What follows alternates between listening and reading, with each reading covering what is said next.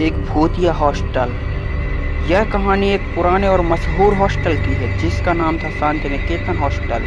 यह हॉस्टल एक पहाड़ी इलाके में स्थित था और चारों तरफ घने जंगलों से घिरा हुआ था।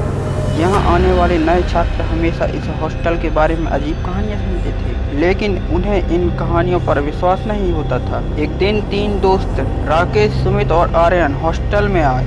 उन्होंने हॉस्टल के कमरे नंबर 13 में रहने का फैसला किया। यह कमरा सबसे ऊपर की मंजिल पर था और काफ़ी अंधेरा और डरावना था। हॉस्टल के पुराने छात्रों ने उन्हें बताया कि कमरे नंबर 13 में कुछ अजीब होता है, लेकिन वे इसे महज और अफवाह मानकर नज़रअंदाज कर देते थे। रात को जब तीनों दोस्त सोने के लिए अपने अपने बिस्तर पर लेटे, तभी अचानक कमरे में एक ठंडी हवा चलने लगी। राकेश ने खिड़की बंद करने के लिए उठकर देखा तो खिड़की पहले से ही बंद थी। सुमित ने मजाक में कहा, शायद यह कमरे की भूतनी है जो हमें परेशान कर रही है। आर्यन ने हंसते हुए कहा, चलो सो जाओ, कल क्लास के लिए देर हो जाएगी। वे तीनों सोने की कोशिश करने लगे, लेकिन थोड़ी देर बाद कमरे में एक भयानक आवाज़ सुनाई देने लगी। ऐसा लगा जैसे कोई दीवार पर खुरच रहा हो। तीनों दोस्त डर गए और उठकर देखने लगे, लेकिन कुछ दिखाई नहीं दिया। अचानक कमरे की लाइट अपने आप बंद हो गई और दरवाज़ा जोर से बंद हो गया। तीनों दोस्त चीखने लगे, लेकिन उनकी आवाज़ बाहर तक नहीं जा रही थी। तभी कमरे में एक छाया दिखाई दी। वह छाया धीरे धीरे उनके पास आ रही थी।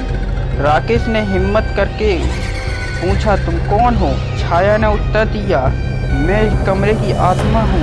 मैं यहाँ फंसी हुई हूँ और मुझे शांति चाहिए। तीनों दोस्तों ने डर के मारे माफ़ी मांगी और आत्मा से शांति की प्रार्थना की। आत्मा ने कहा, तुम्हें यहाँ से जाना होगा, यह कमरा अब तुम्हारे लिए सुरक्षित नहीं है। अचानक एक तेज रोशनी हुई और आत्मा गायब हो गई। दरवाजा खुल गया और लाइट वापस आ गई। तीनों दोस्त डर के मारे तुरंत अपना सामान पैक करके उस कमरे से बाहर भाग गए और हॉस्टल के वार्डन को सब कुछ बताया। वार्डन ने उन्हें बताया कि कई साल पहले एक छात्र ने इस कमरे में आत्महत्या कर ली थी। तब से उसकी आत्मा यहाँ भटक रही है। कोई भी इस कमरे में ज़्यादा दिन तक नहीं रह पाता। तीनों दोस्तों ने हॉस्टल बदल लिया, लेकिन उनके दिल में वह भयानक रात हमेशा के लिए बस गई। शांति निकेतन हॉस्टल का कमरा नंबर 13 आज भी बंद रहता है और कोई भी उस कमरे के पास जाने की हिम्मत नहीं करता। यदि आपको स्टोरी अच्छी लगी हो तो लाइक करें, फॉलो करें, सब्सक्राइब करें चैनल को। धन्यवाद।